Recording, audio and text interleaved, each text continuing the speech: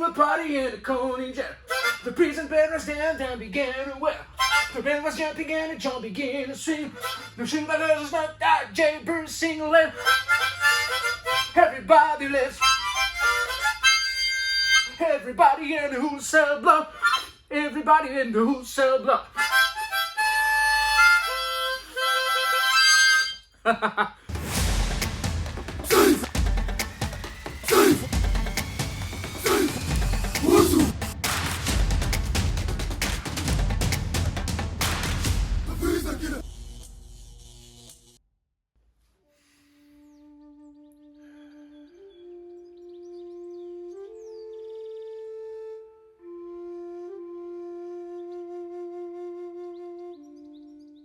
Chères sœurs, chers frères de notre merveilleuse planète Terre, lumière pour toi.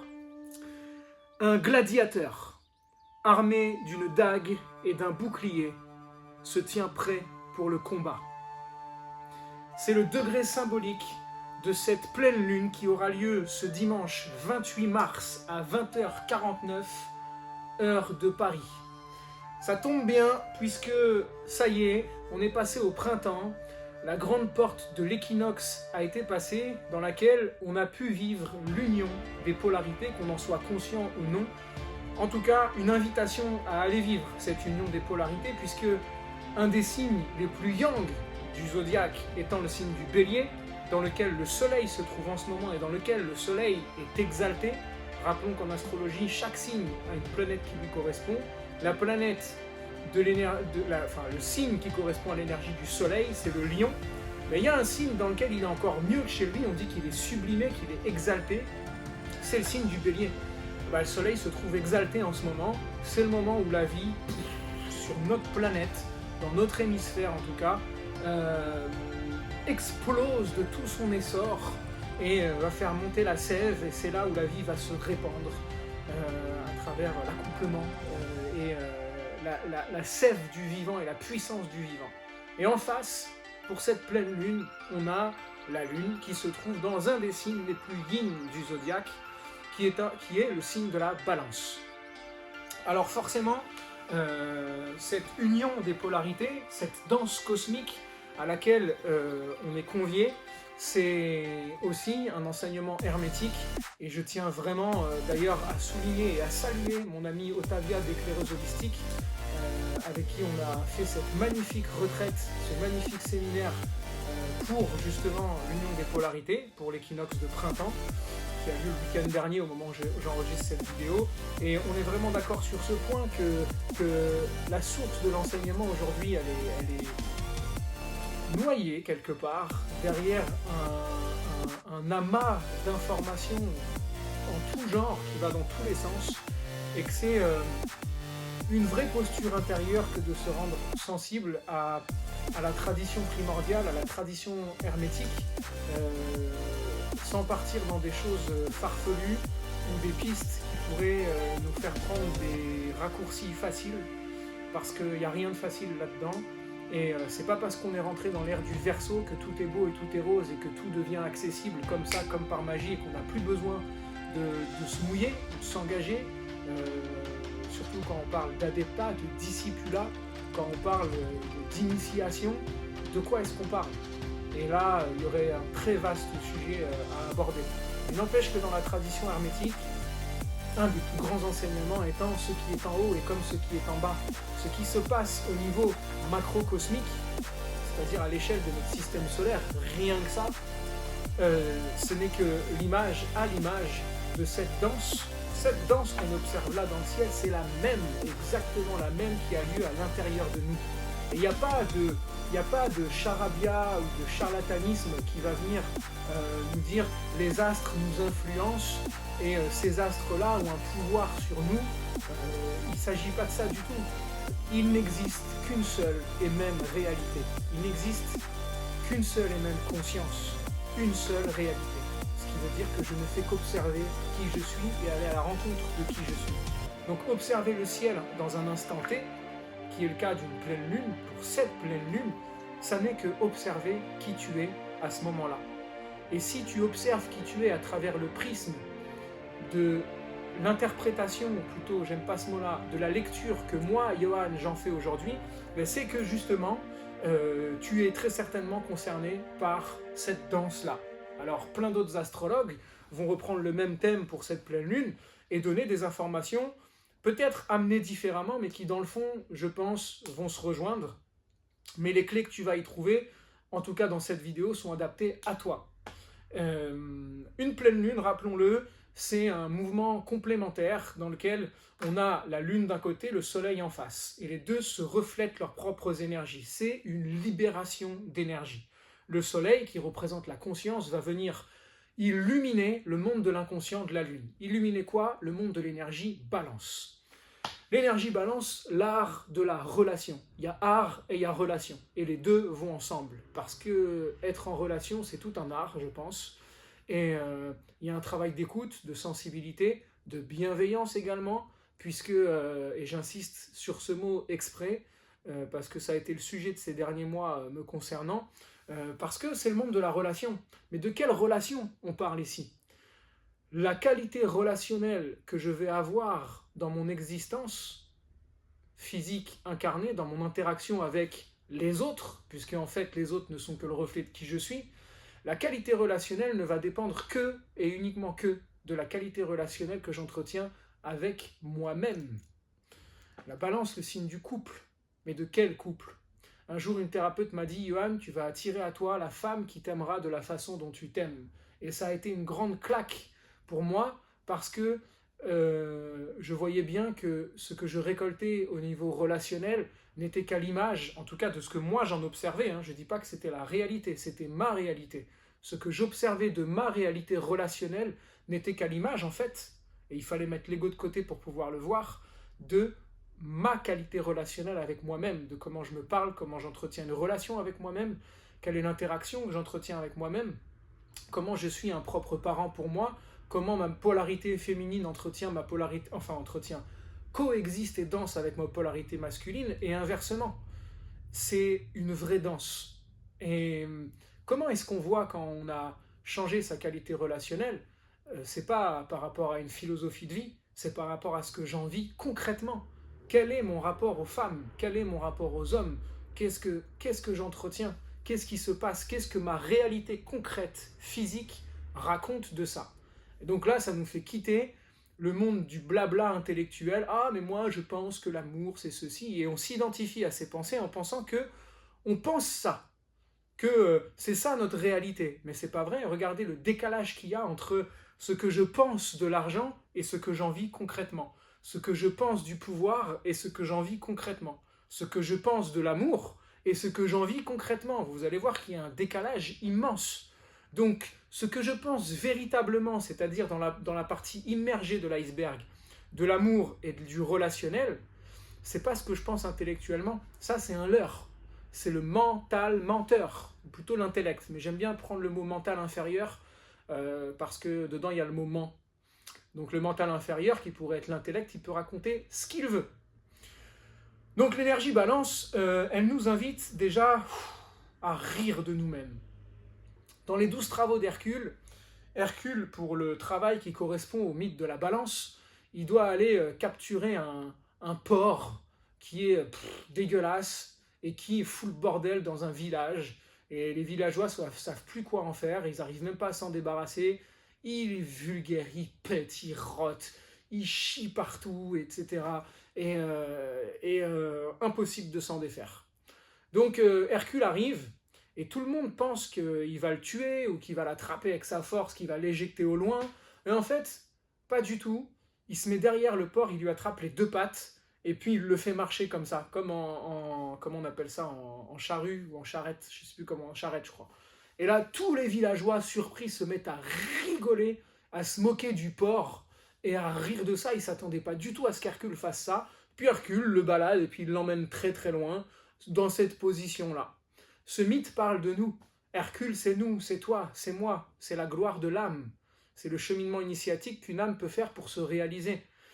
Et dans le monde de la balance, elle peut avoir tendance à avoir peur du qu'en dira-t-on. Les villageois, c'est toi, c'est moi, c'est tous nos personnages à l'intérieur qui se racontent des histoires. Et la balance, déteste la vulgarité. Elle n'aime pas la vulgarité, du coup elle va rester un peu, pas trop sérieuse, mais elle va rester dans quelque chose qui va lui interdire d'aller explorer les bassesses du fait d'être un humain. Ok, on fait tous caca, on fait tous pipi, on pète, on rote, eh ben la balance, elle va surtout pas parler de ça. Il faut pas.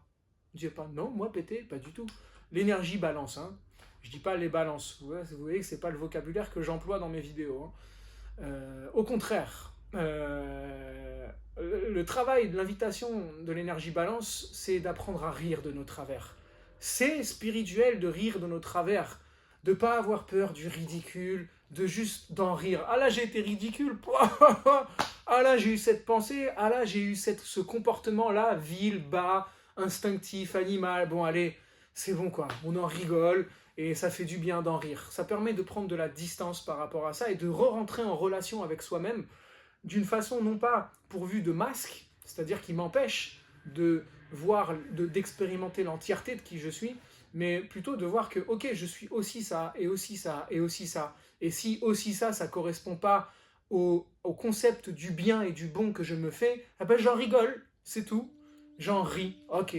On a le droit d'avoir un décalage, on est humain. Donc ça, c'est l'énergie balance. Cette énergie balance va nous inviter aussi à mettre au clair, soleil qui éclaire la lune, de mettre au clair là où j'ai des dépendances. À qui ou à quoi est-ce que je suis dépendant affectivement, surtout, la dépendance affective, où est-ce qu'elle est, j'ai envie de dire la seule et unique dépendance qu'on a, c'est notre interdépendance les uns aux autres, et surtout notre dépendance au soi. Donc, comment est-ce que j'entre dans l'espace sacré de ma dépendance au soi? Quoi que je fasse, je reste dépendant au soi supérieur. C'est-à-dire, à pas moi, à cette version plus grande de qui je suis, que tu peux appeler Dieu, la conscience universelle, la divine présence, Wankatanka, Tinky Winky, Dipsy, Lala, Po, ce que tu veux. Et comment est-ce que j'interagis? Comment j'ai conscience de mes dépendances? Et comment j'en rigole? Parce que c'est déjà un premier pas, d'en rire, de prendre de la distance avec ça. Putain, c'est clair, je suis tellement dépendant à cette personne-là, ou à cette situation, ou à ce comportement, ou à ce mode de pensée, ou à ce schéma. L'énergie balance, c'est l'énergie de l'équilibre. Quelle est la qualité d'art relationnel que j'investis avec les autres? Parce que en agissant aussi avec les autres d'une certaine façon, j'agis sur moi. Je peux le prendre dans ce sens-là, d'aller agir sur mon interaction avec moi-même pour gagner en qualité relationnelle, mais aussi agir sur ma qualité relationnelle à l'extérieur pour pouvoir le travailler de l'intérieur. C'est ça qui est magique dans le grand reflet du vivant, dans le grand miroir du vivant. Alors, ce qui est intéressant, c'est qu'avec un soleil exalté dans l'énergie bélier, il se retrouve aussi avec Vénus, la grande directrice de la balance. Vénus se retrouve de l'autre côté de chez elle, en bélier. Et elle vient adoucir un peu tout ça. Elle est un peu perdue parce que l'énergie de la balance, elle n'aime pas la passion. Vénus n'aime pas la passion. Elle aime l'équilibre et l'harmonie. Elle se retrouve dans le signe qui est en face, qui est donc complémentaire. C'est comme si là, elle avait une sorte de défi à aller sur le champ de bataille pour aller y mettre de l'harmonie. Ok, on va se calmer là, et plutôt que de sortir l'épée pour tout et n'importe quoi, et si je prenais le temps d'inscrire les choses dans la durée, non pas le combat facile, instantané et instinctif, mais d'inscrire un combat dans la durée qui est d'un tout autre ordre qu'un combat purement physique. Et on retrouve notre gladiateur qui est armé d'une dague et d'un bouclier, prêt pour le combat, mais, il n'a pas vu qu'à côté de lui, il y avait Vénus d'un côté, donc le soleil en bélier, le grand guerrier. Soit dit en passant, Mars, la planète du bélier, se trouve en gémeaux. Alors là, elle a envie de mener des combats dans tous les sens. Il pourrait y avoir une tendance à s'éparpiller, à trop s'éparpiller, à en faire trop d'un coup, à être impulsif. Attention à la violence des mots, à la violence de la communication. Attention à l'impulsivité facile des mots. Et surtout de prendre en considération la loi de cause à effet, puisqu'on a Saturne qui se retrouve en trigone, c'est-à-dire en lien créatif avec Mars. Comment cette pleine lune peut être très fertile dans ma prise de conscience de la loi de cause à effet qu'implique le pouvoir, Mars, de ma parole, Gémeaux. Le pouvoir de ma communication, de quelle façon je communique et quelles graines je plante et quels effets est-ce qu'elles vont avoir. en trigone également à la Lune. Donc est-ce que ma communication vient structurer ma sensibilité de façon à ce que je mène des actions en parole, en acte, en émotion qui vont dans le sens de ce que je veux planter et du sens de mes responsabilités. Et je n'ai pas parlé de culpabilité. La culpabilité, transformons-la en responsabilité. Dès que je culpabilise, tout de suite, non, ok, plutôt que culpabiliser, je prends en considération la responsabilité, je prends acte de la responsabilité qui m'incombe maintenant de ne plus répéter le même schéma répétitif depuis des siècles, voire des millénaires. Vénus et le Soleil sont ensemble, mais entre eux deux se loge Chiron. Chiron est pris en sandwich entre Vénus et le Soleil. C'est une force vibratoire immense, parce qu'on pourrait penser que Vénus et le Soleil viennent écraser Chiron, viennent l'encercler. Non, non, c'est Chiron qui vient de son aura neutraliser le Soleil et Vénus pour les initier. Chiron, c'est le guide des guides, c'est le sage de tous les sages. Chiron, il est exalté en Bélier, il est chez lui en Bélier, il est tout ce qu'on veut en Bélier, il est tout ce qu'on veut dans tous les signes Chiron. Pour moi, il est exalté, sublimé dans tous les signes. C'est le guide de tous les guides. Donc là, on a le guide des guides qui vient nous dit, ok, on va scaler, on va franchir une étape vibratoire. Et si la nature des guerriers qu'on pouvait être transformée en gardien, du guerrier au gardien, d'une force vibratoire qui va proposer de bien choisir Vénus, son combat. Attention à la dualité des Gémeaux, Mars en Gémeaux, parce qu'un combat, il peut être intellectualisé. Toutes les raisons sont bonnes pour le mental intellectuel pour aller se battre. Mais Vénus et Chiron vont neutraliser ça en disant, attends, de quel combat on parle? Est-ce que c'est bien mon combat, ça? Où est-ce que j'engage mon énergie, ma force vibratoire? Est-ce que ce combat n'a pas lieu surtout dans des plans bien plus subtils pour pouvoir incarner une énergie? Tu veux changer le monde d'une certaine façon, amène-y à travers toi l'énergie que tu veux y voir. Je veux un monde d'amour, donc je vais aller me battre pour imposer l'amour. Non, je veux un monde d'amour. Bon, eh ben, je capte et je canalise les énergies d'amour pour pouvoir l'incarner. Et il y a déjà plus d'amour dans le monde grâce à toi. Je veux plus de lumière dans le monde, eh ben, je canalise la lumière et je l'incarne. Dans mes mots, dans mes actes, dans mes gestes, dans mes émotions. Mais je fournis un vrai travail, une vraie volonté de conscience. Et c'est bien plus facile de partir en combat à l'extérieur et en exode à l'extérieur plutôt que d'intégrer que la véritable révolution est la révolution intérieure. Alors ça, c'est le grand propre d'Uranus. Uranus qui se retrouve au carré de Saturne, il y a quelque chose qui aspire à une liberté totale en ce moment, il y a quelque chose qui a besoin de s'exprimer de façon libre, de se libérer. On est au moment du printemps, c'est la lumière qui revient. La planète de la lumière, c'est Uranus, et elle se retrouve en carré avec Saturne. Bah ouais, les restrictions, les lois, etc. Saturne en Verseau, restriction des libertés. Ouais.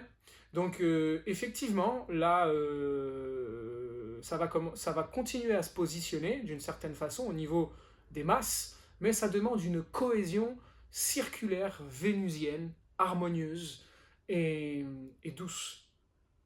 Il ne s'agit pas de sortir les armes, au contraire. On se retrouve dans cette pleine lune avec une magnifique conjonction, c'est-à-dire une danse de deux planètes entre elles, et pour moi c'est vraiment la signature vibratoire la plus puissante de cette pleine lune, c'est Neptune et Mercure. Attention à la poudre aux yeux, qu'on pourrait nous envoyer de l'extérieur. Hashtag média, hashtag tout ce que vous voulez, le monde extérieur qui va t'envoyer de la poudre aux yeux pour te faire croire que, pour t'illusionner, pour t'ensorceler quelque part, pour te mystifier. Pour te mystifier, ça veut dire tellement envoyer des vérités, des pseudo-vérités alléchantes, qu'elles t'éloignent d'une réalité primordiale, fondamentale. Donc on m'illusionne pour m'emmener quelque part, alors que la réalité du moment, elle est là, et on m'emmène là. Et j'arrive à croire que waouh, c'est ça en fait. Mais non, là j'ai été mystifié. Donc ça nous demande à rester concret. mais en même temps, d'être dans quelque chose de contemplatif. On est avec un soleil en bélier, une lune en balance qui vient nous proposer de travailler sur le relationnel, la qualité relationnelle, la voie de l'amoureux, pour cette magnifique enseignante avec qui j'ai l'honneur de travailler, qui est Aruna Lipsich, qui fait un travail magnifique là-dessus. Et d'un côté, le soleil en bélier qui va être dans une force de combativité, une force d'action qui peut même être éparpillée, voire duel, c'est-à-dire souffrir de la dualité, Mars en Gémeaux, et en même temps, une qualité contemplative de Mercure et Neptune conjoints. La contemplation et l'action. Ce n'est pas deux choses opposées, ce sont deux choses complémentaires. Le gars ou la personne ou la nana ou qui que ce soit qui vient accomplir une action concrète dans ce monde en pensant que oh, j'ai eu l'idée de donc je vais faire ce truc-là, je suis un génie. Non, il y a quelqu'un quelque part qui a émis cette pensée, qui s'est inscrit dans le champ unifié de la conscience, et on ne pense pas, on capte des ondes vibratoires à chaque instant. Donc quand je capte cette onde vibratoire, c'est parce que je suis en mesure, à cet instant précis, de réaliser la merveille de cette pensée-là, dont je ne suis pas le dépositaire.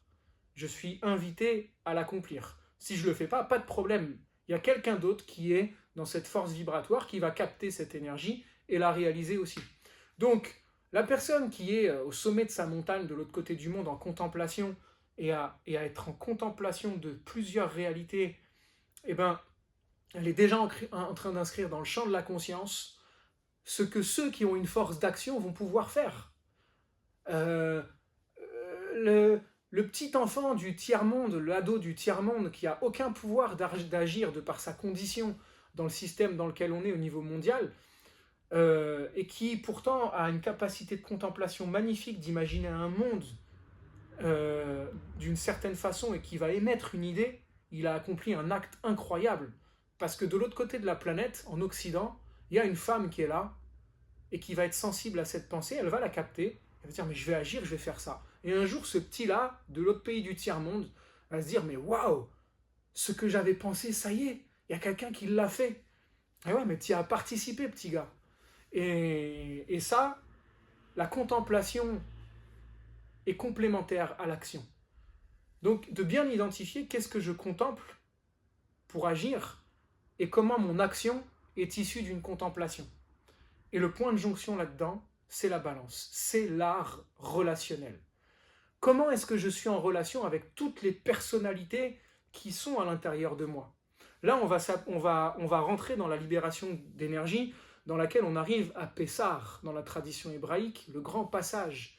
On quitte la terre d'esclavage pour arriver en terre promise. Mais en attendant, on est dans le désert. Et la tentation, elle est vite vue de se dire, et si je faisais demi-tour? Je ne sais pas où je vais, j'ai peur de l'inconnu. Mais en même temps, je ne sais pas où je vais. Là d'où je viens, c'est beaucoup trop loin, je suis au milieu. Et les doutes peuvent être nombreux. Et c'est là où on a quitté la terre d'esclavage. Quelle est la terre d'esclavage que tu as quittée récemment dans ta réalité intérieure?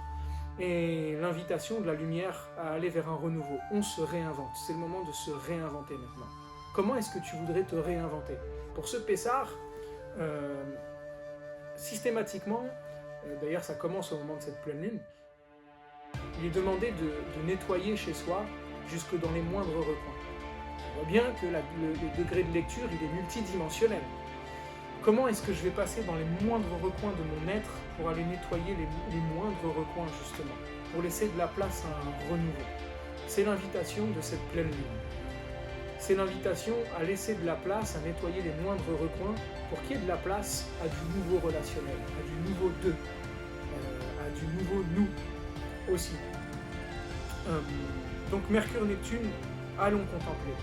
Laissons de la place à l'intérieur, faisons le ménage pour pouvoir laisser une place à une source et passer d'un mental mystifié, d'un intellect mystifié, Mercure-Neptune, à un mental supérieur, sublimé et inspiré par une source divine, Mercure-Neptune. Je parle de la même configuration, mais je la propose vibratoirement sous une autre forme. Tu choisis la façon dont tu veux investir un thème, une énergie du moment. Voilà pour l'invitation de cette pleine lune.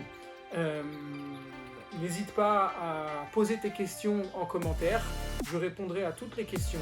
S'il y a des questions sauf si elles sont d'ordre personnel, c'est-à-dire des questions qui me demandent de sortir votre thème pour vous répondre à des questions personnelles. Ça se fait en séance. Donc je reste disponible pour les séances astro. Il y a à peu près 3 semaines d'attente, 3 semaines, 1 mois d'attente. Également, suivez le compte Instagram. Beaucoup d'infos en plus sont données. C'est là où je suis le plus actif maintenant, Instagram. Je vais restructurer tout ce que je peux vous proposer avec un suivi sur le long terme, c'est-à-dire sur au moins 4 à 6 mois pour vous accompagner, parce que je me suis rendu compte que de faire une fois un thème astral à quelqu'un et puis c'est lumineux, c'est sacré, il se passe plein de choses, la personne repart boostée et derrière, plus rien. On se revoit 1 an après pour la révolution solaire. Donc avec tous les outils dont j'ai à ma disposition, j'ai vraiment envie de te proposer un suivi sur 4 à 6 mois concret pour faire le grand passage, le grand Pessar, pour passer de la terre limitante à la terre promise. Quelle est la terre que tu te promets? Quelle est la terre qui t'est promise? Quelle est la terre promise par ton thème astral? À toi d'aller à sa rencontre. L'Ech Lecha va vers toi. Également la formation astro qui me ravit, plus j'avance et plus je la redécouvre, même moi en tant que créateur de cette formation d'astrologie holistique. Vous êtes beaucoup à la suivre maintenant, je suis plus qu'honoré de ça et vos retours me sont précieux. Et donc tout est en lien dans la description sous cette vidéo. Je vous invite à faire le voyage chamanique pour cette pleine lune. Vous pouvez vous visualiser avec votre armure, que ce soit de samouraï, de chevalier, avec une épée dans une main et un bouclier dans l'autre, et vous placer en méditation et recevoir cette énergie du guerrier inspiré qui devient le gardien de sa terre promise. Alors surtout, souviens-toi toujours, je te souhaite une magnifique pleine lune, va vers toi, que la force soit avec toi et garde la lumière.